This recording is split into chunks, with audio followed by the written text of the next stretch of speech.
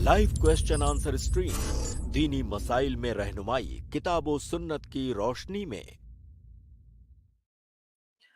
अस्सलामु अलैकुम व रहमतुल्लाहि व बरकातुहू। अल्हम्दुलिल्लाहि रब्बिल आलमीन वस्सलातु वस्सलामु अला रसूलिहिल करीम व मन तबिअहुम बि इहसानिन इला यौमिद्दीन अम्मा बाद। मैं आप तमाम भाइयों और बहनों का इस्तकबाल करता हूँ, आपको खुशामदीद कहता हूँ आपकी अपनी इस लाइव स्ट्रीम में, जिसमें हम कोशिश करते हैं आपको आपके सवालात के जवाबात किताब व सुन्नत की रोशनी में दिए जाए और किताब व सुन्नत के मुताबिक आपकी रहनुमाई की जाए। अल्हम्दुलिल्लाह आज की हमारी इस स्ट्रीम में भी शेख मोहतरम डॉक्टर मोहम्मद नसीम मदनी हफिज़हुल्लाह हमारे साथ होंगे। शेख मोहतरम आप लोगों के सवालात के जवाबात देंगे।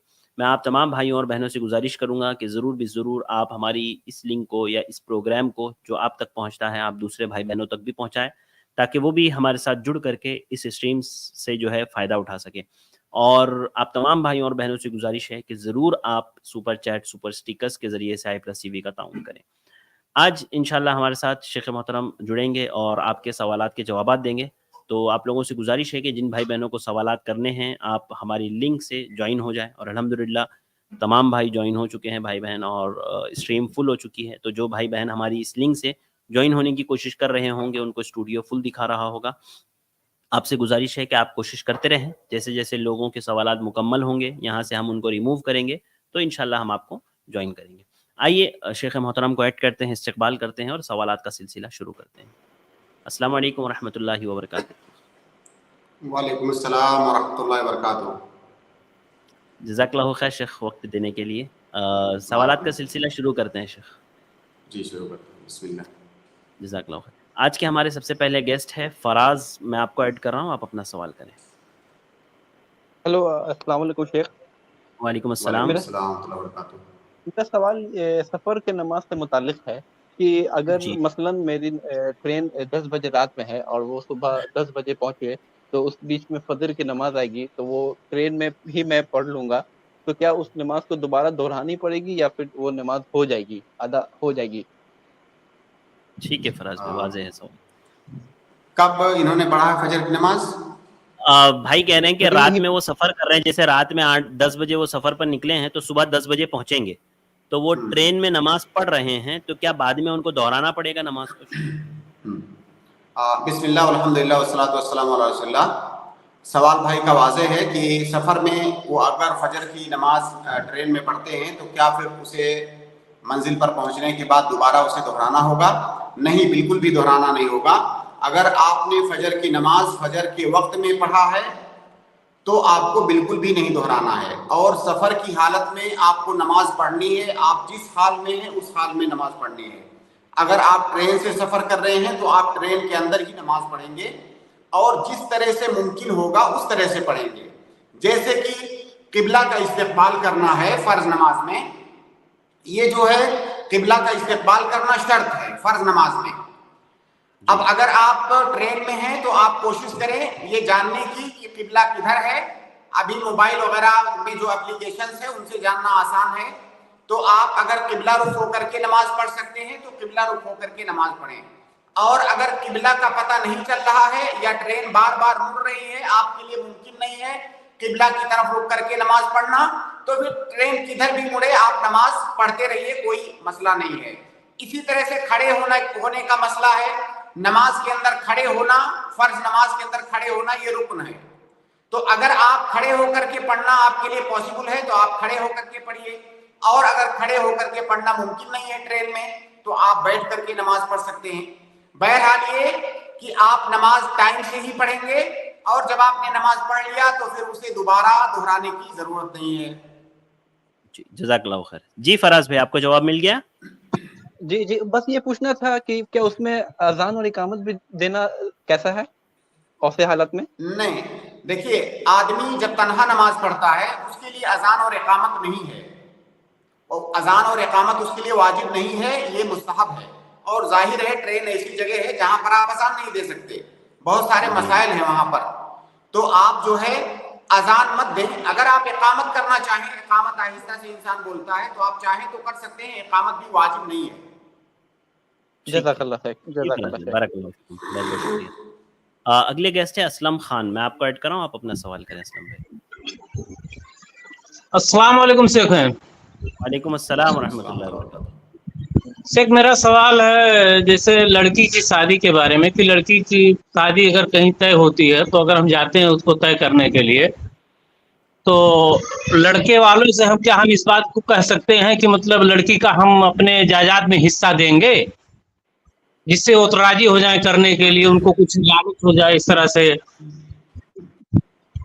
जी बिल्कुल कह सकते हैं, बिल्कुल कह सकते हैं, बल्कि असल तो यही है कि इसे कहने की जरूरत पेश नहीं आनी चाहिए, लेकिन हमारे मुआशरे में लोग चूंकि लड़की को जायदाद में प्रॉपर्टी में हिस्सा नहीं देते हैं, उसे विरासत से महरूम रखते हैं, तो अगर आप ये बात बता दे रहे हैं कि हम शरीयत के इस हुक्म पर अमल करेंगे, अपनी बहन को बेटी को हम जायदाद में हिस्सा देंगे, तो इसमें कोई भी हरज की बात नहीं है, बहुत अच्छी बात है ये। जी शुक्रिया। दूसरा एक छोटा सा सवाल था नमाज से ताल्लुक। जैसे इमाम साहब जब समी अल्लाह लिमन हमिदा कहते हैं तो क्या मुक्तदी को भी कहना चाहिए? हाँ, सही कौल के मुताबिक इमाम के साथ मुक्तदी भी समी अल्लाह लिमन हमिदा भी कहेगा और रब्बना वलकल हम्द भी कहेगा। मुक्तदी इमाम की तरह से समी अल्लाह लिमन हमिदा और रब्बना वलकल हम्द भी कहेगा।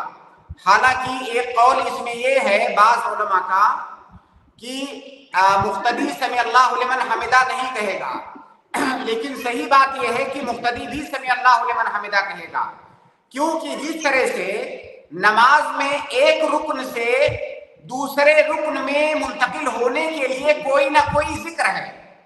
जैसे आप क़याम में होते हैं तो क़याम से जब रुकू में जाते हैं तो अल्लाह अकबर कहते हैं, आप सजदे में जाते हैं तो अल्लाह अकबर कहते हैं। तो हर एक रुकन से दूसरे रुकन में मुंतकिल होने के लिए कोई ना कोई जिक्र है, और यहाँ पर रुकू से क़याम की हालत में मुंतकिल होने के लिए जो जिक्र है वो है समी अल्लाह लिमन हमिदा। लिहाजा ये जिक्र आप जरूर कहेंगे, और ऐसा नहीं कि इमाम का कहना आपके लिए काफी है, बल्कि आप भी उसके साथ समी अल्लाह लिमन हमिदा कहेंगे। जज़ाकल्लाहु खैर शेख। अस्सलाम वालेकुम। सलाम रहमतुल्लाह। करामत अली, मैं आपको ऐड कर रहा हूँ, आप अपना सवाल करें। अस्सलाम वालेकुम शेख, खैरियत से हैं? वालेकुम अस्सलाम, अल्हम्दुलिल्लाह। हेलो शेख, मेरा क्वेश्चन ये है कि मेरा फजर का नमाज छूट गया है, और शेख क्वेश्चन ये है कि मेरा फजर का नमाज छूट गया है और जोहर का जमात खड़ी है, तो मैं क्या करूँ इस टाइम?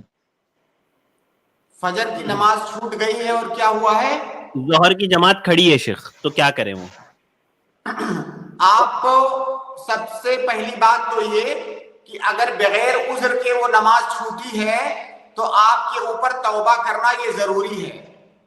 लेकिन अगर उज़्र के साथ छूटी है, जैसे कि कोई आदमी सो गया, लंबा सो गया, हालांकि ऐसा मुमकिन नहीं है या कभी ऐसा हो भी सकता है, तो जब आपको जोहर की नमाज जमात मिले तो आप उस जोहर की जमात में फजर की नीयत से आप शामिल होंगे, और जब इमाम 2 रकात पढ़ चुकेगा और 2 रकात के बाद जाहिर है इमाम तशहुद करके फिर तीसरी रकात के लिए खड़े होगा, तो आप तीसरी रकात के लिए खड़े मत हो।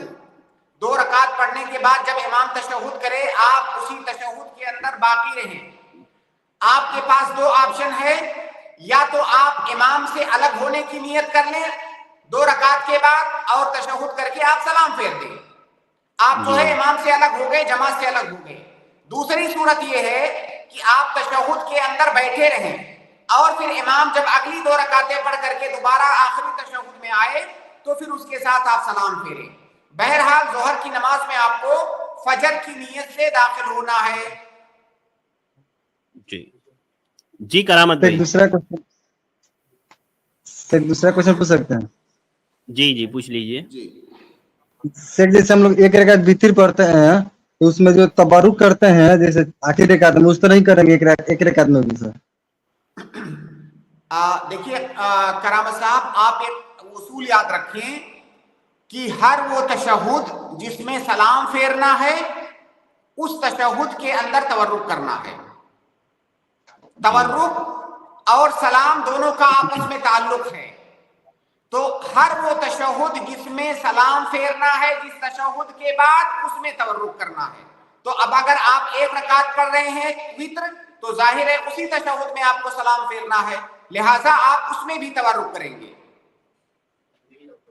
ٹھیک ہے شیخ، جزاک ٹھیک اللہ ہے، خیر۔ بارک اللہ فیکم۔ اگلے گیسٹ ہے شہناز، میں آپ کو ایڈ کر رہا ہوں۔ السلام علیکم شیخ۔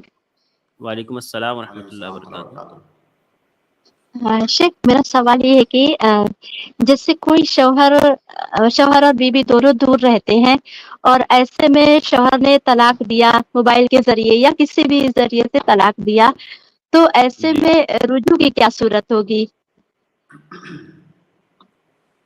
اگر کسی شوہر نے دور سے اپنی بیوی کو موبائل سے طلاق دیا ہے تو رجوع بھی وہ موبائل سے کر سکتا ہے، چاہے تو اس کے پاس جا کر کے رجوع کرے، چاہے تو موبائل سے کرے، بلکہ رجوع کرتے وقت ضروری نہیں ہے کہ شوہر کی آواز بیوی سنے اور فون کر کے بولے کہ میں رجوع کر رہا ہوں، بلکہ اس نے اگر تنہائی میں بھی رجوع کر لیا اس کے بعد بس بیوی کو بتا دے گا کہ میں نے رجوع کر لیا ہے، کیونکہ رجوع کے اندر بیوی کی رضامندی کا دخل نہیں ہوتا ہے، لہٰذا وہ دور سے بھی رجوع کر سکتا ہے، فون کر کے کر سکتا ہے، میسج کر کے کر سکتا ہے، جو ہے کوئی اس کو لیٹر لکھ کر کے کر سکتا ہے، یا یہ سب کام نہ کر کے وہ تنہائی میں بھی رجوع کر سکتا ہے، بس رجوع کرنے کے بعد بیوی کو بتا دے گا تاکہ اسے علم ہو جائے کہ میرا شوہر رجوع کر چکا ہے۔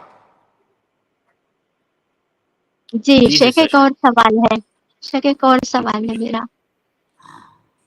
شیخ جیسے ایک بہن نے بھی پوچھا تھا یہ سوال، لیکن میرا بھی ہے کہ اگر کسی گھر میں مٹی کا کوئی بھی مطلب جگاڑ نہ ہو تو ایسے میں ملتانی مٹی کا ایک مطلب پیک ملتا ہے، پیکٹ میں شاید آتا ہے، تو کیا ہم وہ لے کر کے اسے کھول کر کسی برتن میں رکھ کر کے تو کیا اس سے ہم تیمم کر سکتے ہیں؟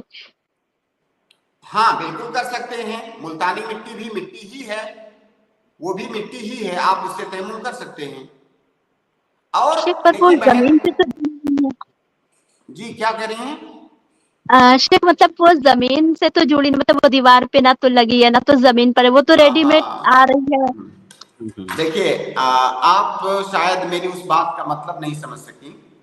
زمین سے جڑی ہونے کا مطلب یہ نہیں ہے کہ زمین پر رکھی ہوئی ہو، آپ اس چیز کا تعلق زمین کی جنس سے ہے، اس کو اٹھا کر کے آپ چھت پہ بھی لے جائیں گے تب بھی وہ زمین کا حصہ ہے، اس کا یہ مطلب ہے کہ وہ زمین کے جنس سے ہے۔ اب جیسے زمین سے آپ نے مٹی کھودا اور چھت پر لے جا کر کے آپ نے رکھ لیا، تو ایسا نہیں کہیں گے کہ زمین سے وہ جڑی نہیں ہوئی ہے، زمین سے جڑا ہونا یہ ضروری نہیں ہے، بلکہ زمین کے جنس سے اس کا ہونا ضروری ہے۔ تو جو ملتانی مٹی ہے وہ بھی زمین کے جنس سے ہے، اس کو اٹھا کر کے آپ کہیں بھی لے جائیں۔ کلیئر ہوئی بات؟ ٹھیک ہے سسٹر، بات جی سمجھ میں آ شیخ، گئی آپ کے؟ جی شیخ شکراً، جزاک جزاک اللہ اللہ۔ خیر۔ اور ایک بات جی اور، سر۔ آپ نے کہا کہ کسی گھر میں اگر ایسی کوئی چیز ملنا ممکن نہ ہو جس پر ہم تیمم کر سکیں، تو میرے خیال سے ایسا بہت مشکل ہے۔ شاید ہو سکتا ہے شہروں میں جو بہت سارے فلیٹ بالکل بند ہوتے ہیں چاروں طرف سے، اور پورے فلیٹ کے اندر کوئی ایسی چیز نہیں ہے جس کا تعلق زمین کے جنس سے ہو، تبھی یہ ممکن ہے، ورنہ اگر مان لیجئے گھر کے اندر جو دیواریں ہیں مان لیجئے لکڑی کی ہیں، لکڑی کا ڈیکوریشن کیا ہوا ہے، اگر ان دیواروں پر گرد و غبار بھی ہے تو اس پر بھی آپ تیمم کر سکتے ہیں، ضروری نہیں ہے کہ وہ مٹی کا ڈھیر ہو، زمین کے جنس سے کوئی بھی چیز اڑ کر کے دوسری چیز پر پڑی ہے اس سے بھی آپ تیمم کر سکتی ہیں۔ ٹھیک ہے جی جزاک اللہ۔ یعنی اگر دیواروں پہ پینٹ وغیرہ ہوا ہے اس پر اگر دھول بھی لگی ہو تو مطلب اس سے بھی ہم کر سکتے ہیں؟ بالکل، جیسے ٹیبل ہے لکڑی کا، اس کے اوپر اگر دھول ہے تو اس پر آپ تیمم کر سکتے ہیں۔ ٹھیک ہے جزاک اللہ خیر شیخ، بارک اللہ فیک، جی بہت بہت شکریہ۔ اس کے بعد میں اگلے گیسٹ شکیل احمد کو ایڈ کر رہا ہوں، آپ اپنا سوال کریں، اس کے بعد میں محسن اقبال کو ایڈ کروں گا۔ جی شکیل احمد صاحب السلام علیکم۔ بھائی آپ کو آواز آ رہی ہے؟ وعلیکم السلام ورحمۃ اللہ وبرکاتہ۔ جی آپ کی آواز، جی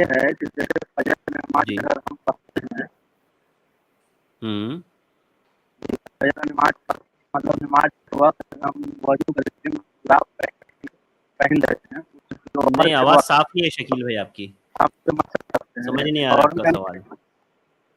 शकील भाई आपकी आवाज साफ नहीं है, सवाल समझ में नहीं आ रहा है आपका, माजरत।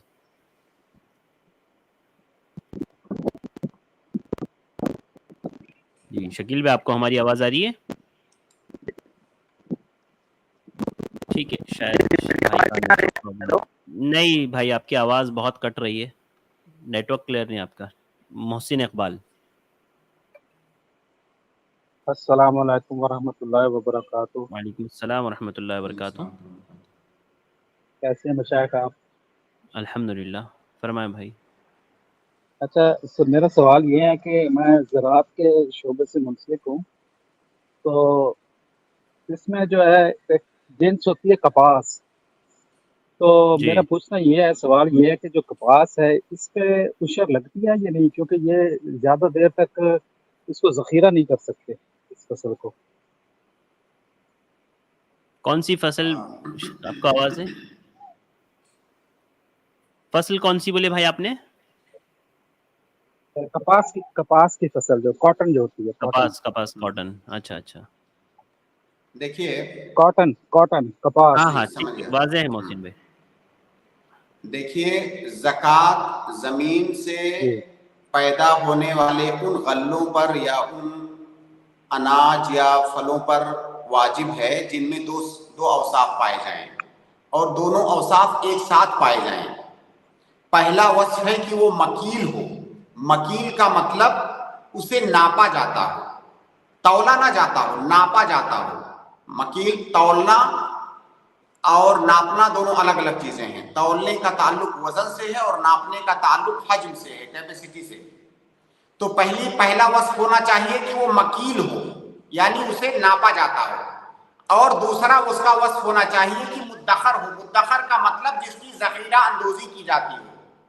तो अब आप खुद फैसला करें कि जो कपास है क्या उसके अंदर ये दोनों औसाफ पाई जा रही हैं कि नहीं, कि उसे नापा जा रहा हो और इसी तरह से उसकी जखीरा अंदोजी की जा रही है। तो दोनों औसाफ में से कोई एक वस्फ काफी नहीं है, बल्कि दोनों का पाया जाना जरूरी है, तभी उसके अंदर ज़कात वाजिब होगी। तो जहां तक मुझे इल्म है, कपास को नापा नहीं जाता है, कपास को तौला जाता है, मेरे ख्याल से वजन किया जाता है, उसको नापा नहीं जाता है किसी चीज में रख करके।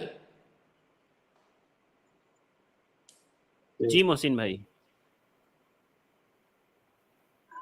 तो अब इसकी वजाहत फरमा दे कि अब इस पे उशर लगेगा या नहीं।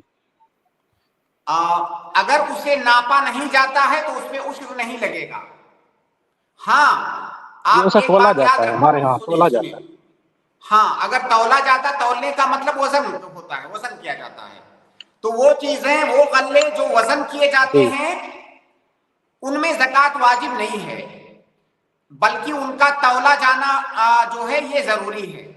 यहां पर एक चीज आप ये याद रखें, ये जो उसूल मैंने बताया है इससे किसी को थोड़ी सी गलतफहमी हो सकती है।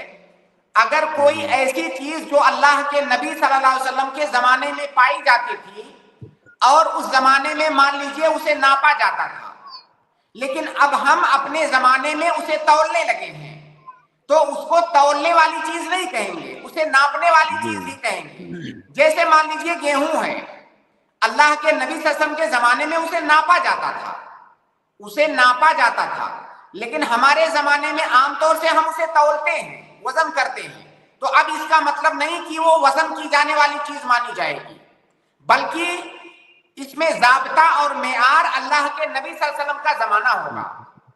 और अगर कोई ऐसी चीज है जो उस जमाने में पाई ही नहीं जाती थी या जिसके बारे में हमें इल्म ही नहीं है कि वो उस जमाने में नापी जाती थी या तौली जाती थी, तो ऐसी सूरत में हम अपने समाज और मुआशरे में देखेंगे कि हमारे यहाँ उसके साथ क्या किया जाता है, क्या उसे नापा जाता है कि तौला जाता है।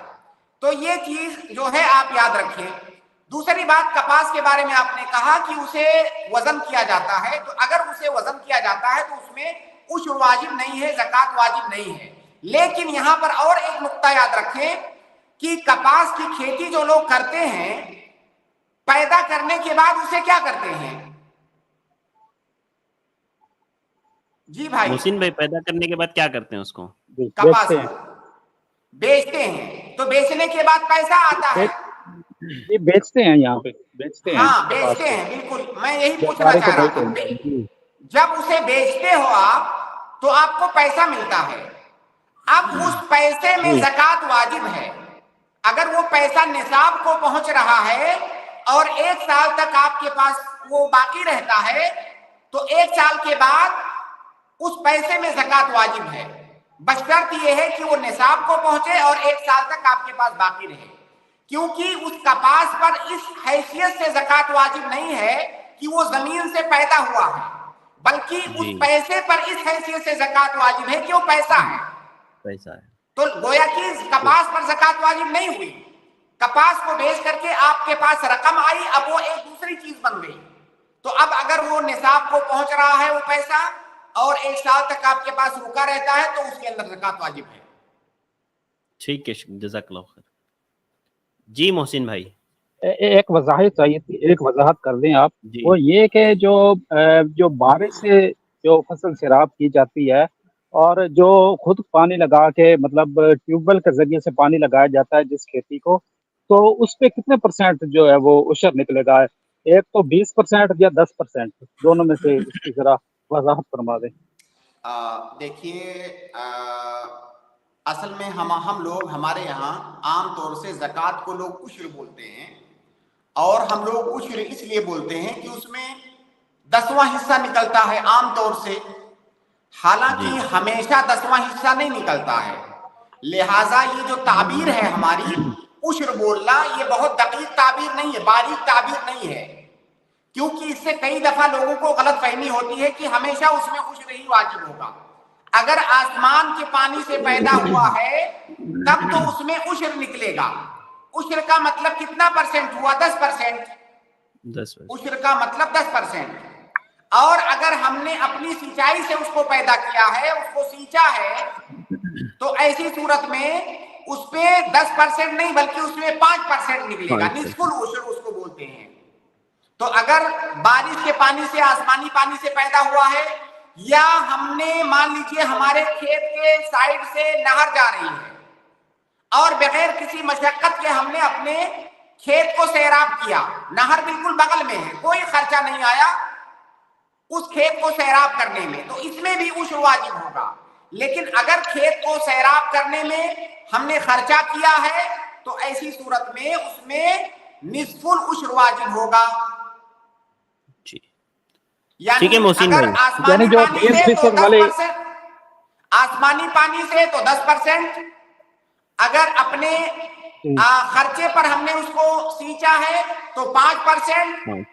اور ایسا بھی ہو سکتا ہے، یہاں ایک چیز اور جان لیں کہ بہت سارے لوگ ایسے ہیں، تو جیسے مان لیجئے کھیتی کا موسم 4 مہینہ ہے، 4 مہینہ 5 مہینہ، تو اس میں کچھ تو آسمان سے بارش نازل ہوئی اور کچھ ہم نے اپنا خرچہ لگا کر کے اس کی سینچائی کیا. تو ایسی صورت میں کتنا واجب ہوگا؟ تو اگر آسمان والا پانی زیادہ ہے تو اس کا اعتبار کیا جائے گا. سینچائی والا مان لیجیے 10% پانی ہے، آسمان والا 90% ہے، تو آسمانی پانی کا اعتبار ہوگا، 10% واجب ہوگا. اور اگر سینچائی والا پانی زیادہ ہے، آسمان والا پانی کم ہے، تو سینچائی والے پانی کا اعتبار ہوگا. اور اگر دونوں آدھا آدھا ہیں تو ایسی صورت میں اس میں 7.5% زکوٰۃ نکالا جائے گا. ثلاثۃ ارباعین عشر اس کو بولتے ہیں، 7.5%. ٹھیک ہے، ٹھیک ہے محسن بھائی. ایک اور سوال کرنے کی اجازت ہے؟ جی پوچھ لیجئے. اچھا جی، سوال یہ ہے کہ آستین کے بغیر جو قمیض ہوتی ہے یا بغیر آستین کو جو شرٹ ہوتی ہے اس کے ساتھ نماز ہو جاتی ہے؟ ہاں بالکل ہو جاتی ہے، کوئی دقت نہیں ہے. بغیر آستین کے کپڑا پہن کر آپ نماز پڑھ سکتے ہیں.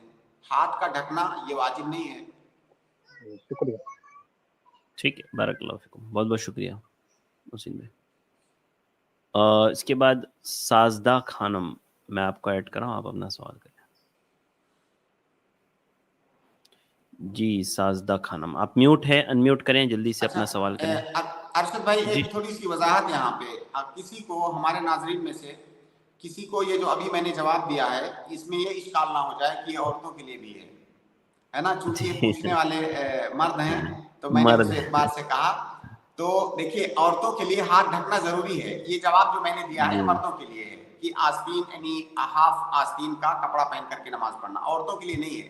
عورتوں کا پورا جسم ڈھکا ہونا چاہیے، صرف ہتھیلی اور چہرہ وہ نماز میں کھول سکتی ہیں. ٹھیک ہے شیخ. جی جی خاص سازدہ خانم جی آپ اپنا سوال کریں. جی السلام علیکم شیخ. وعلیکم السلام ورحمۃ اللہ وبرکاتہ. شیخ ہمارا سوال یہ ہے کہ ایک بچی ہے، اس کے شوہر نے اسے 2 سال سے چھوڑ رکھا ہے بنا نان نفقے کا، اور کچھ دن پہلے ایسا ہوا کہ وہ بچی خود بخود اپنے شوہر کے گھر چلی گئی، لیکن اس کے ساس سسر اور شوہر تینوں لا کر کے واپس اسے راستے میں چھوڑ کر چلے گئے محلے میں. تو محلے والے نے ایک میٹنگ کیا اور ان سب کو بٹھایا. جب بات ہوئی میٹنگ میں تو جو شوہر ہے بچی کا، اس نے صرف یہی جواب بار بار ریپیٹ کیا کہ ہم سے نہ ہوگا، ہم نہیں کر پائیں گے، ہم نہیں سکیں گے. اتنا ہی کہتا رہا. 2 میٹنگ ہوئی، دونوں میں بھی وہ شوہر، اس کا بچی کا شوہر یہی کہتا رہا کہ ہم سے نہیں ہو پائے گا. تو کیا اس کو طلاق مانا جائے گا؟ نہیں، اس کو طلاق نہیں مانا جائے گا. ظاہر ہے جو سچویشن آپ نے بیان کیا اس سچویشن سے اس شوہر کی بات کا مطلب یہ سمجھ میں آ رہا ہے کہ ہم سے نہ ہو پائے گا، یعنی ہم نان و نفقہ خرچہ نہیں دے پائیں گے، اس سے یہ سمجھ میں آ رہا ہے. لہٰذا اس سے طلاق نہیں ہوگی. وہ دیکھیے کلیئر کٹ آ کر کے بتائے کہ کیا اس عورت کو وہ رکھنا چاہتا ہے اپنی زوجیت میں کہ نہیں، اور کلیئر انداز میں بولے اسے نہیں رکھنا ہے تو بولے کہ میں طلاق دے رہا ہوں. ہم سے نہ ہو پائے گا یہ طلاق نہیں ہے. ظاہر ہے آپ جو ہے گفتگو نان و نفقہ کی کر رہی ہیں، گفتگو اس کو اپنے گھر میں رکھنے کی کر رہی ہیں، اور وہ کہہ رہا ہے ہم سے نہ ہو پائے گا. تو اس سے کیا نہیں ہو پائے گا؟ مطلب نان و نفقہ نہیں ہو پائے گا، اپنے گھر میں رکھنا نہیں ہو پائے گا. تو یہ طلاق نہیں ہے. طلاق کے لیے اسے باقاعدہ طور سے بولنا پڑے گا طلاق.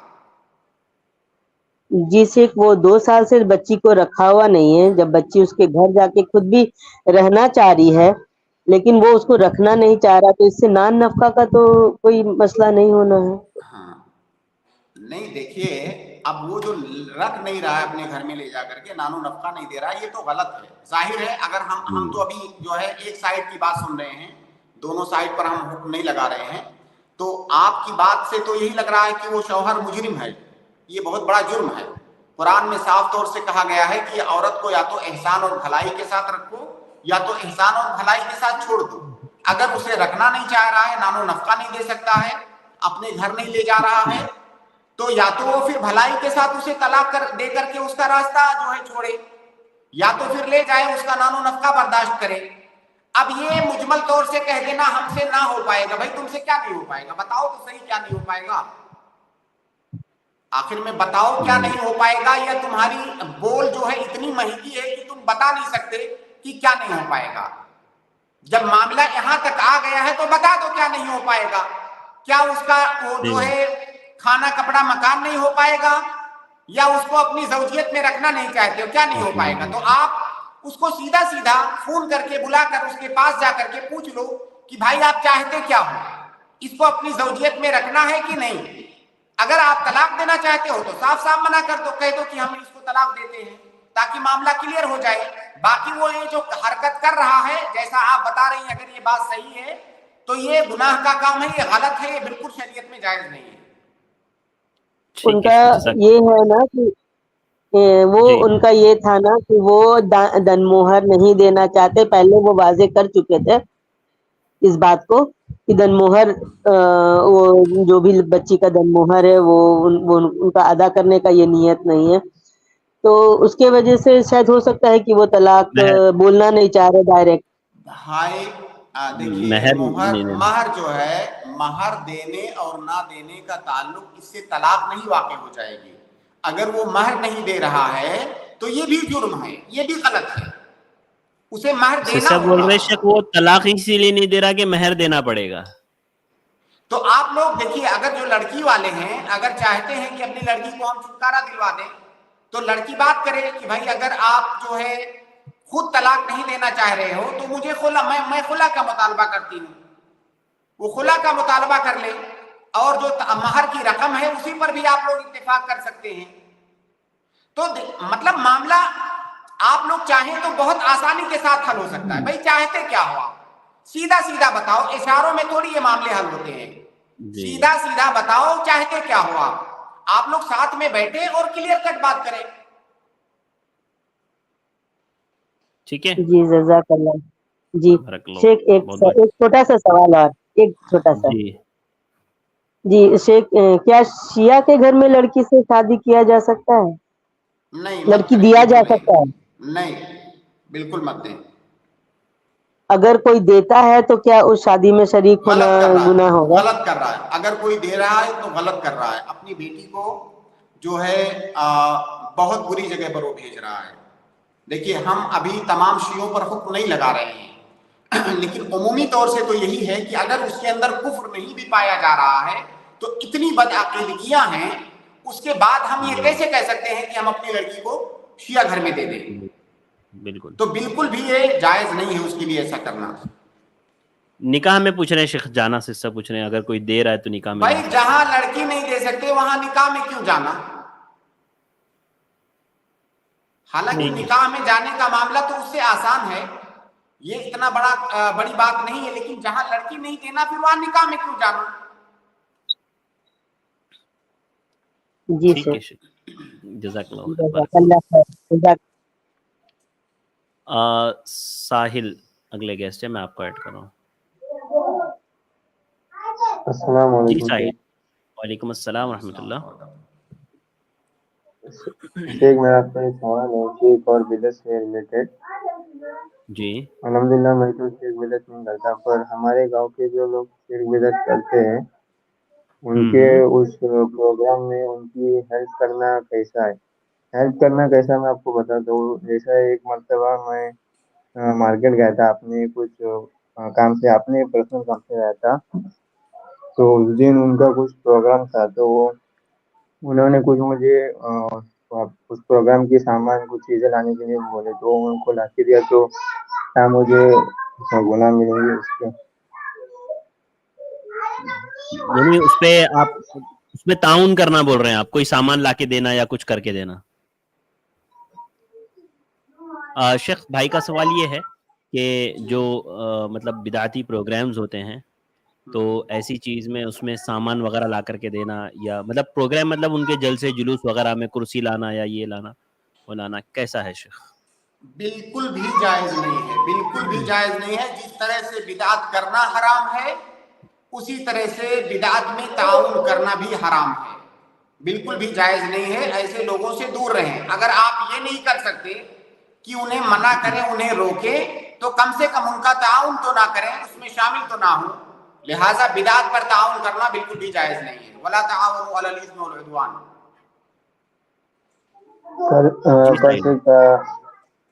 گھر میں جو ہمارے گھر میں جو کرتے ہیں پروگرام وغیرہ ان کو وہ چیز وغیرہ چلا کے دیے تو اس لیے میں پوچھ رہا ہوں. میں مارکیٹ کبھی جاتا ہوں نا تو کچھ ان کی چیزیں رہتے ہیں.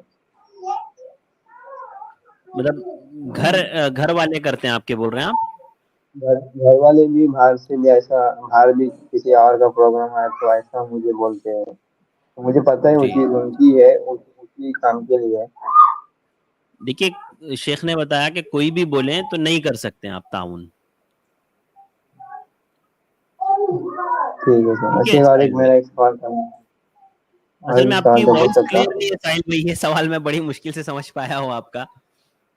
تو تھوڑا سا آپ نیٹ ورک درست کر کے پھر کال کریں یا کوئی نیٹ ورک میں آ کر کے آپ کال کریں یا ہیڈ فونز وغیرہ لگا لیں کیونکہ آپ کی آواز صاف نہیں آ رہی.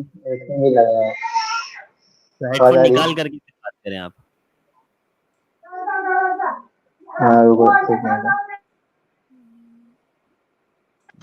جی ہاں ابھی بولیے. ہاں ابھی صاف آ رہی ہے. دیکھیے بولیے. میرا ایک سوال ہے کیا دیکھو ابھی کوئی بھی ابھی جیسا کہ اس محرم کے مہینے میں کو لوگ کا کچھ گانے کا شربت وغیرہ وہ سب بناتے ہیں، چونگی جی وغیرہ، تو ان کا دیکھ کے بنانا کیسا ہے؟ جسے کیا کہا جی بھائی نے؟ اس عقیدے سے نہیں بنانا نا، عقیدہ نہ ہو وہ، نہیں تب پوچھ رہے ہیں نہیں، عقیدے کے نیت ساتھ پوچھ رہے نیت ہیں۔ وہی نہیں، دیکھیے پر ان کا ہاں دیکھ کر واضح واضح بنانا۔ ٹھیک ہے، واضح واضح۔ شیخ بھائی کا سوال یہ ہے کہ کوئی جو ہے محرم وغیرہ میں جیسے شربت بناتے ہیں اور اس طرح کی الگ الگ چیزیں الگ الگ جگہوں پر بنائی جاتی ہے، تو ان لوگوں کا دیکھ کر کے بنانا اپنے پاس وہ عقیدہ نہ رکھتے ہوئے تو کیا حکم ہے؟ نہیں، بالکل جائز نہیں ہے۔ دیکھیے اگر وہ عقیدہ آپ نہیں بھی رکھ رہے ہیں تو کم از کم اس میں شمولیت آپ کی ہو رہی ہے، جی اور بالکل جو ہے ان کی مشابہت آپ سے ہو رہی ہے۔ تو اگر وہ عقیدہ نہیں بھی ہے تب بھی آپ ایسا نہ کریں، یہ ایسا کرنا جائز نہیں ہے۔ جی ٹھیک ہے جی سر، ساحل صاحب، شکریہ۔ ٹھیک ہے، بارک اللہ فیکم، بہت بہت شکریہ۔ اور سسٹر نکھت جہاں، آپ اپنا سوال کریں۔ جی السلام سسٹر علیکم نکھت جی، ورحمۃ اللہ وعلیکم وبرکاتہ۔ السلام ورحمۃ اللہ وبرکاتہ۔ ایک سوال یہ ہے کہ تکبیر تحریمہ پڑھنے کے بعد، جیسے اللہ اکبر پڑھنے کے بعد، سسٹر ریموو ہو گئے ہیں یہاں سے۔ میں جب تک سسٹر حلیمہ سہیل، آپ کا ڈیوائس ناٹ کنیکٹڈ دکھا رہا ہے، کائنڈلی آپ اپنا ڈیوائس کنیکٹ کریں۔ بابا لوکا میں آپ کو ایڈ کر رہا ہوں۔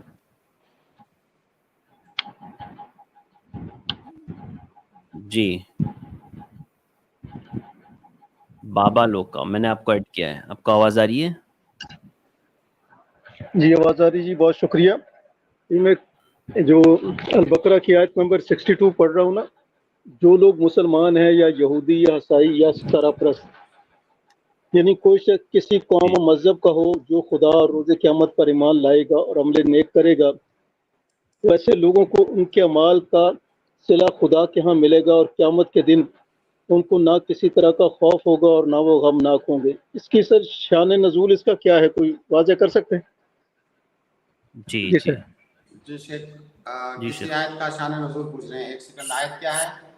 ہاں سورہ بقرہ ہے شیخ، سورہ بقرہ، اور آیت نمبر 62۔ 62 بھائی نے 62 بھائی نے بتایا ہے۔ دیکھیے شان آیت ہے شیخ، اعوذ باللہ من الشیطان الرجیم، بسم اللہ الرحمن الرحیم، ان الذین آمنوا والذین ہادوا والنصارى والصابئین من آمن باللہ والیوم الآخر وعمل صالحا فلهم اجرهم عند ربهم ولا خوف عليهم ولا هم يحزنون۔ جی اس کا شان جی نزول تو دیکھنا پڑے گا مجھے، اس وقت اس کا شان نزول استحضار نہیں ہو رہا ہے، اور ضروری نہیں ہے کہ شان نزول ہوگی، بہت سی بلکہ بیشتر آیتوں کا کوئی شان نزول نہیں ہے، تو شان جی نزول دیکھنا پڑے گا۔ اور دیکھنے میں جب تک آپ کسی اور کو ایڈ کریں۔ ٹھیک ہے، بابا لوگ کا آپ ہولڈ پر رہیے اسٹریم میں پھر آپ کو ایڈ کرتا ہوں دوبارہ۔ دراصل کچھ صوفیہ کرام جو ایسے ہیں نا، جو کہ اس کو تھوڑا براڈ مائنڈ طور پہ لیتے ہیں، اور وہ کہتے ہیں کہ جو بھی کسی مذہب کی پابندی نہیں ہے، جو عمل نیک کرے گا جی اور جی خدا جی پر سمجھ ایمان میں آ لائے گیا، گا، سمجھ میں آ صرف وہ کرے گیا۔ گا۔ آپ سمجھ لگی نا؟ ٹھیک آپ ہے، تھینک یو۔ جی جی اسٹریم میں رہیے آپ، میں آپ کو پھر سے ایڈ کروں گا، اوکے؟ میں جب تک دوسرے بھائی اوکے کو لے لیتا ہوں، اوکے۔ اس کا شان نزول دیکھ لیتے ہیں۔ اور راہب میں آپ کو لے رہا ہوں، آپ اپنا سوال کریں جب تک۔ السلام علیکم ورحمۃ اللہ۔ وعلیکم السلام ورحمۃ اللہ وبرکاتہ۔ امید ہے خیریت عافیت سے ہوئیں گے۔ جی جی الحمدللہ، فرمائے بھائی کیا سوال ہے؟ دیکھ میرا سوال یہ ہے کہ مسلمان اگر درگاہ پر جائے اور ہمیں رستہ معلوم ہو، پوچھے کہ رستہ، تو ہمیں کیا جواب دینا چاہیے؟ اس کو رستہ بتا دینا چاہیے یا منع کر دینا چاہیے؟ کس جگہ کا؟ اچھا اچھا غیر جی شیخ، اللہ، غیر اللہ پر جائے۔ سمجھ گیا واضح۔ بھائی کا سوال یہ ہے کہ اگر کوئی درگاہ پر جا رہا ہے جی اور ہمیں معلوم ہے کہ وہ درگاہ پہ جا رہا ہے، مزار پہ جا رہا ہے، ظاہر ہے وہاں پہ مزار پہ نماز پڑھنے تو نہیں جا رہا ہے، وہاں پہ جو ہے کفر اور شرک کرنے جا رہا ہے، بدعت کرنے جا رہا ہے، تو اگر وہ ہم سے راستہ پوچھے اور ہمیں پتہ ہے کہ وہ درگاہ جا رہا ہے، تو کیا ہمیں راستہ بتانا چاہیے؟ بالکل بھی بتانا نہیں چاہیے، اور یہ تعاون علی الاثم کے زمرے میں آتا ہے۔ اگر ہمیں پکا پتہ ہے کہ وہ وہیں پر جا رہا ہے، وہی کام کرنے جا رہا ہے، تو ہمیں نہیں بتانا چاہیے۔ جی جی جی اسی طرح غیر مسلمان ہو، اگر ہمیں معلوم ہے کہ یہ بھائی بھی اب غیر اللہ، دیکھیے، اب اس جواب میں اس کا جواب بھی موجود ہے. ٹھیک ہے واضح. ٹھیک ہے، جزاک اللہ خیر، بارک اللہ فیک. جی ٹھیک ہے، اس کے بعد میں سعید ال کو ایڈ کر رہا ہوں، آپ اپنا سوال کریں. ہلو السلام علیکم. وعلیکم السلام ورحمۃ اللہ. جی میں آسام سے پڑھ رہا ہوں، ابھی ممبئی میں رہتا ہوں. تو میرا ایک جی سوال ہے. میرا ایک دوست ہے، وہ بولتے قرآن اور سنت کو مانتے ہیں جی، لیکن وہ بولتے میں اہل حدیث بھی نہیں ہوں، کس کی بھی نہیں ہوں، لیکن وہ انجینئر مرزا علی کو فلو کرتے. تو ہم جب اس کو منع کرتے اب دوسرا عالم کا سنا، بولتے نہیں وہ ریفرنس سے بات کرتے. تو ابھی اس کے لیے کیا ہے اس کا؟ میں اس کو بہت سمجھا تو، لیکن وہ سمجھتا نہیں، بولتے یار وہ ریفرنس سے بات کرتے. جی شیخ، کیا جی بھائی نے کہا؟ سمجھ میں نہیں آیا بھائی نے دوسری کہا بات. کہ ایک بھائی ہے جو یہ کہتے ہیں کہ بھائی میں کوئی مسلک سے جڑا ہوا نہیں ہوں، اور وہ کسی انجینئر کو سنتے ہیں، اور ان کو کتنا بھی سمجھائیں تو بھی وہ جو ہے مانتے نہیں ہیں، اور سامنے سے وہ اپنے دلائل جو ہے پیش کرتے ہیں. بھائی کا کہنا ہے تو کیا کیا جائے ان کے ساتھ؟ کیا کیا جائے؟ جی بھائی ٹھیک ہے، یہ ضروری نہیں ہے کہ آپ کسی مسلک کی طرف اپنا انتساب کرو. اگر آپ کو اچھا نہیں لگتا ہے تو کوئی بات نہیں ہے. حالانکہ اس زمانے میں حق اور باطل اس طرح سے آپس میں خلط ملط کر دیے گئے ہیں کہ جب تک انتساب نہ کرے کوئی آدمی تب تک اس کی پہچان نہیں ہو پاتی ہے. لیکن بہرحال اس میں کوئی شک نہیں ہے کہ انتساب کرنا یہ واجب نہیں ہے. واجب جو ہے وہ یہ کہ ہم کتاب و سنت کی اتباع کریں، سلف صالحین کے منہج پر رہیں، نبی صلی اللہ علیہ وسلم اور صحابہ کرام کے منہج پر رہیں. اصل یہ ہے، انتساب کرنا ضروری نہیں ہے. تو ٹھیک ہے، اگر آپ کو اپنی نسبت کرنے میں کسی خاص جماعت کی طرف آپ کو کوئی آبجیکشن ہے، آپ کو اچھا نہیں لگ رہا ہے، تو آپ ٹھیک ہے مت کیجیے ایسا. لیکن یہ یاد رکھیے کہ آپ کو اتباع کتاب و سنت کی کرنی ہے، نبی صلی اللہ علیہ وسلم اور صحابہ کے منہج کی اتباع آپ کو کرنی ہے. اب آپ اپنا کیا نام دیتے ہیں، اپنے آپ کو کیا کہتے ہیں، اس سے کوئی فرق نہیں پڑتا ہے. لیکن جیسا کہ ابھی سوال میں آپ نے کہا کہ آپ کسی انجینئر کو سنتے ہیں. بھائی اگر آپ کسی انجینئر سے اپنا آپریشن کروانے میرے جائیں، دوست. جی آپ کے دوست، ہاں وہی، کوئی بات نہیں ہے. جی اگر آپ آپ بیمار ہو جائیں اور تو کیا آپ کسی انجینئر سے اپنا آپریشن کرا لیں گے؟ کبھی نہیں کروائیں گے آپ. جی نہیں کروائیں گے. انجینئر کا کام آپریشن کرنا نہیں ہے. تو انجینئر کا کام دین کی شرح کرنا، دین کی تفسیر کرنا، دین کے احکام بتانا، یہ انجینئر کا کام نہیں ہے. یہ عالم دین کا کام ہے، جس کے پاس کتاب اللہ اور سنت رسول کا علم ہے، جس کے پاس کتاب اللہ اور سنت رسول کے اندر بتائے گئے اصول اور ضوابط کا علم ہے، یہ اس کا کام ہے. تو لہٰذا اب آپ بہتر فیصلہ کر سکتے ہیں کہ آپ کو دین کا علم کہاں سے حاصل کرنا ہے. تو علم یہ دین ہے، دراصل علم یہ دین ہے. یہ بعض سلف کا کہنا ہے کہ ان ھذا العلم دین فانظروا عمن تاخذون دینکم. یہ جو علم ہے دین کا، یہ دراصل دین ہے. تو یہ تمہیں خیال رہے، تم دیکھو کہ اپنا دین کس سے لے رہے ہو. تو جب آپ دنیاوی مسائل میں آپ بیمار ہوتے ہیں تو انجینئر کے پاس نہیں جاتے ہیں، آپ ڈاکٹر کے پاس جاتے ہیں، طبیب کے پاس جاتے ہیں. آپ کمپیوٹر سائنٹسٹ کے پاس نہیں جاتے ہیں جب بیمار ہوتے ہیں. تو بھائی دین کا مسئلہ آپ کے نزدیک اتنا آسان ہو گیا ہے کہ کوئی بھی کسی بھی ایرے غیرے سے آپ دین سیکھ لیں گے.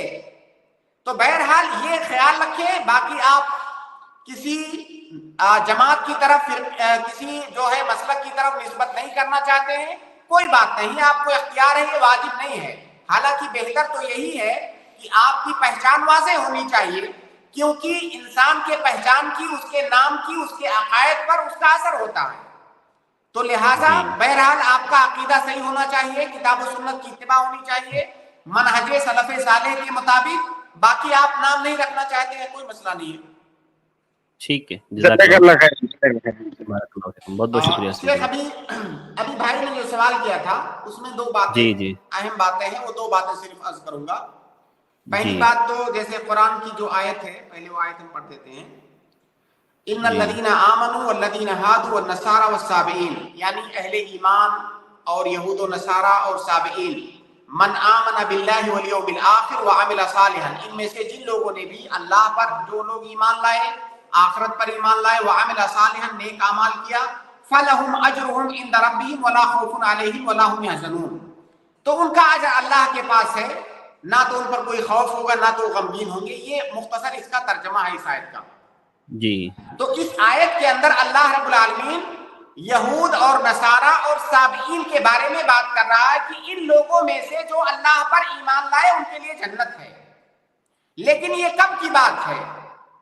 یہود و نصارہ اپنے زمانے میں جب ان کے انبیاء آئے تو اگر انہوں نے اپنے انبیاء پر ایمان انہوں نے لایا، اللہ اور اس کے رسول پر ایمان لایا، اللہ کے رسول کی تصدیق کی، اگر یہودیوں نے موسیٰ علیہ السلام کی اتباع کی، نصرانیوں نے عیسیٰ علیہ السلام کی اتباع کی، ظاہر ہے موسیٰ علیہ السلام اور عیسیٰ علیہ السلام کس چیز کی طرف بلاتے تھے؟ اللہ پر ایمان کی طرف، یوم آخرت پر ایمان کی طرف، اسی طرف بلاتے تھے۔ تو اگر وہ لوگ ان پر ایمان لائے تو ان کے لیے جنت کی بشارت ہے۔ لیکن یہ کب؟ جب اللہ کے نبی صلی اللہ علیہ وسلم کی بعثت نہیں ہوئی تھی تب۔ جب اللہ کے نبی صلی اللہ علیہ وسلم کی بعثت ہو گئی تو اب جتنے بھی آسمانی ادیان ہیں سب منسوخ ہو گئے، سب کینسل ہو گئے۔ اب اللہ کے نبی صلی اللہ علیہ وسلم پر ایمان لانا ہے۔ پہلی بات تو یہ کہ جب اللہ کے نبی صلی اللہ علیہ وسلم کی بعثت ہوئی اس وقت جتنے بھی سابقہ ادیان تھے کوئی بھی دین اپنی اصلی حالت میں باقی نہیں تھا، سب بدل دیا گیا تھا۔ قرآن کی گواہی ہے اس پر۔ دوسری بات یہ کہ اگر وہ باقی بھی ہوتا، جو کہ باقی نہیں ہے، اگر باقی بھی ہوتا تو اللہ رب العالمین ہی کا حکم ہے کہ وَمَن يَبْتَغِ غَيْرَ الْإِسْلَامِ دِينًا فَلَن يُقْبَلَ مِنْهُ۔ اب جب نبی صلی اللہ علیہ وسلم کی بعثت ہو گئی، آپ خاتم النبیین ہیں، اب کسی اور نبی پر ایمان لانے، اب کسی اور نبی کی اتباع کرنے کی گنجائش نہیں ہے۔ اب اللہ کے نبی صلی اللہ علیہ وسلم کی شریعت کی اتباع کریں گے۔ ایمان ہم تمام انبیاء پر لائیں گے۔ ایمان لانے کا مطلب ہے ہم ان کو نبی مانیں گے، ان کو سچا مانیں گے، اللہ تعالیٰ کی طرف سے بھیجے گئے تھے، یہ اجمالی طور سے تمام انبیاء پر ایمان لائیں گے، سب کو اللہ کا نبی مانیں گے۔ لیکن شریعت کی پیروی کس کی شریعت کی کرنی ہے؟ نبی صلی اللہ علیہ وسلم کی شریعت کی۔ تو یہ جو آیت ہے، یہ آیت اللہ کے نبی صلی اللہ علیہ وسلم کی بعثت سے پہلے کے بارے میں بات کر رہی ہے کہ اللہ کے نبی صلی اللہ علیہ وسلم کی بعثت سے پہلے جو لوگ اپنے انبیاء پر ایمان لائے ان کے لیے جنت کی بشارت ہے۔ تو یہ تو اس آیت کا معنی ہوا۔ اور بھائی نے پوچھا کہ اس کا کیا کوئی شان نزول ہے؟ اس کا شان نزول حافظ ابن کثیر نے تفسیر ابن کثیر کے اندر ایک اس کا شان نزول ذکر کیا ہے، سدی جس کو روایت کرتے ہیں کہ اللہ کے نبی صلی اللہ علیہ وسلم سے سلمان فارسی رضی اللہ تعالیٰ عنہ بات کر رہے تھے۔ سلمان فارسی رضی اللہ تعالیٰ عنہ جو کہ اسلام لا چکے تھے، جو کہ فارس کے تھے، اپنے ساتھیوں کے بارے میں، اپنے دوست و احباب کے بارے میں، اپنے شناساؤں کے بارے میں بات کر رہے تھے اور بتا رہے تھے کہ وہ لوگ جو ہیں ایسے ایسے تھے، وہ جو اپنے انبیاء پر ایمان لائے تھے۔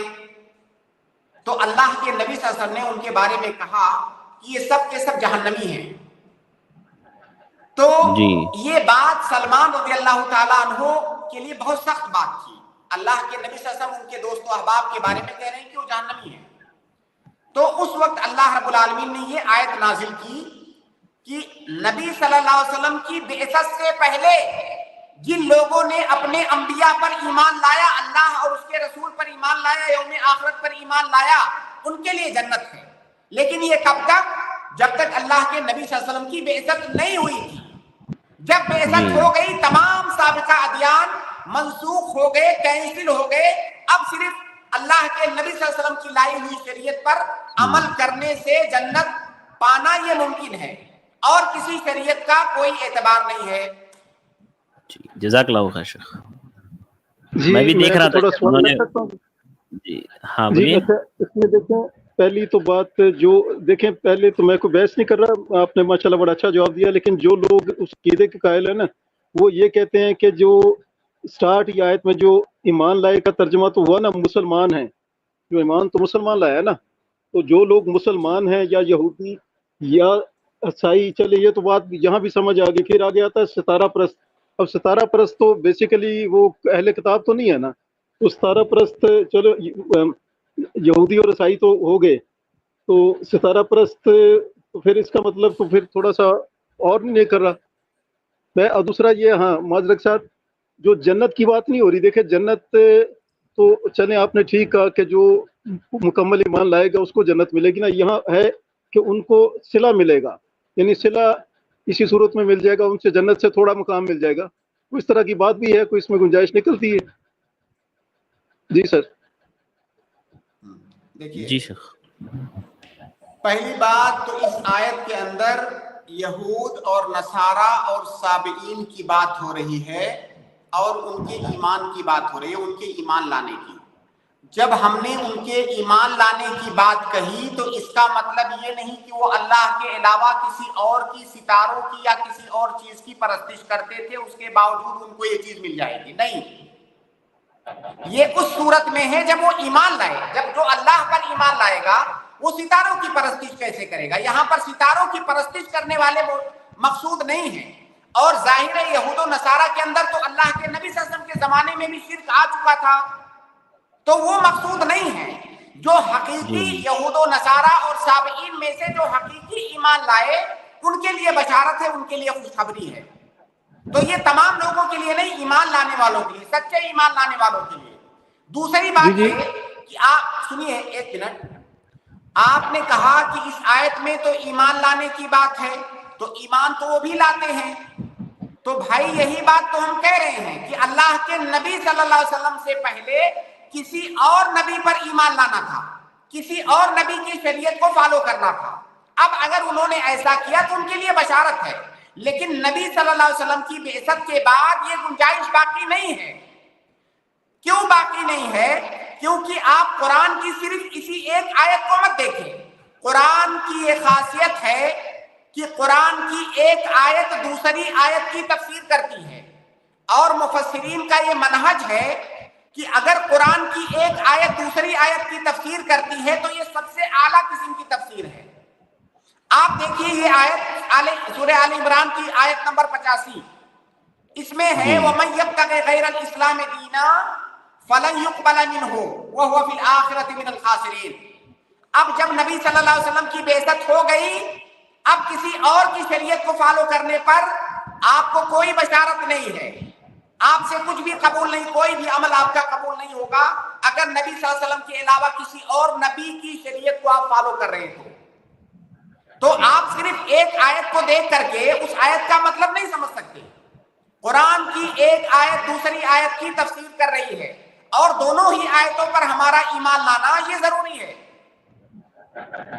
असल में उनको शेख साबी के लफ्ज से उनको वो हो रहा है, वो समझ रहे हैं साबी कहते ही है खाली सितारा परस्त को। नहीं, बिल्कुल नहीं। जो सितारा परस्त है उसके लिए बशारत नहीं है। साबी जैसे यहूद और नसारा है वैसे साबी हैं, तो उनके जमाने में जो नबी आए उन पर ईमान लाना उनके लिए जरूरी था। तो ये बशारत उनके लिए है जो ईमान लाए। जो बाद में सितारा परस्ती में जो है मुलव्वस हो गए, उनके लिए बशारत नहीं है। बिल्कुल बिल्कुल, मैंने भी देखा शेख, एक मुफस्सिर ने वही लिखा है, इब्न आशूर ने, कि जैसे यहूद पहले ईसाई यहूदी जैसे अल्लाह के दीन को मानने वाले भी थे, बाद में जाने के बाद उन्होंने शिर्क किया, वैसे ही साबियों में किसी एक किताब के वो फॉलोअर्स थे, बाद में उन्होंने सितारा परस्ती स्टार्ट की, शुरू कर दिया। एग्जैक्ट, बिल्कुल बिल्कुल यही बात। तो वो जो लोग ईमान लाने वाले थे उनके मुतालिक यहाँ पर बात हो रही है। जी भाई ठीक है, बस ठीक है, बहुत शुक्रिया जी। मैं थोड़ा सा मफहूम शेख सियाक से भी समझ में आता है ना। अब आप पीछे की आयतें देखें तो अल्लाह ताला ने यहूदियों की बदआमालियों की, उनकी सजाओं की, हाँ उनके जहन्नमी होने की, उसको अल्लाह रब्बुल आलमीन ने बयान किया, और फिर आगे आने के बाद अल्लाह ताला डायरेक्ट ये कैसे कह सकता है कि वो भी जन्नत में चले जाएंगे?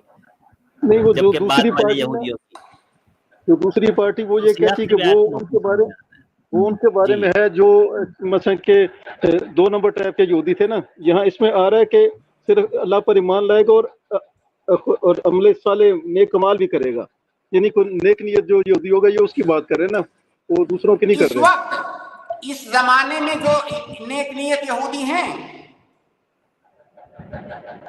नहीं शायद नेक हो भी सकता ना। सुनिए मतलब इस जमाने में सुनिए, इस जमाने में जो यहूदी हमारे नबी सल्लल्लाहु अलैहि वसल्लम की शरीयत को नहीं मानते हैं बल्कि मूसा अलैहिस्सलाम की शरीयत को मानते हैं, क्या ये आप उनके बारे में बात कर रहे हैं? नहीं, मैं तो उनके बारे में नहीं, मैं तो आयत की बात कर रहा हूँ कि वो क़यामत पर ईमान लाएगा और अमल नेक करेगा, यानी यहूदी आम लोग नहीं, मतलब कि वो यहूदी और जमाने का यहूदी, किस जमाने के यहूदी की बात कर रहे हैं आप? इस जमाने की क्या उस जमाने के यहूदियों की, उनके नबी के जमाने की? जी, अच्छा आपने सवाल किया। इसमें देखें, यहाँ स्टार्ट आयत होती ना, जो लोग ईमान लाए, उसका तर्जमा तो जो लोग मुसलमान है ना, तो अगर मुसलमान तर्जमा करते हैं तो इसका मतलब है कि ये 1400 साल पुरानी बात तो नहीं हो रही, मुसलमानों के दौर की बात हो रही है।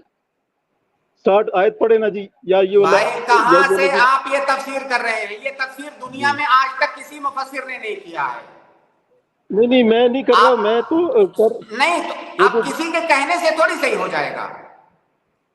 हाँ, नहीं, मैं समझ गया ना, आप मुझे बताया ठीक है, तो इसको अगली आयतों के साथ मिला के हमें समझना होगा।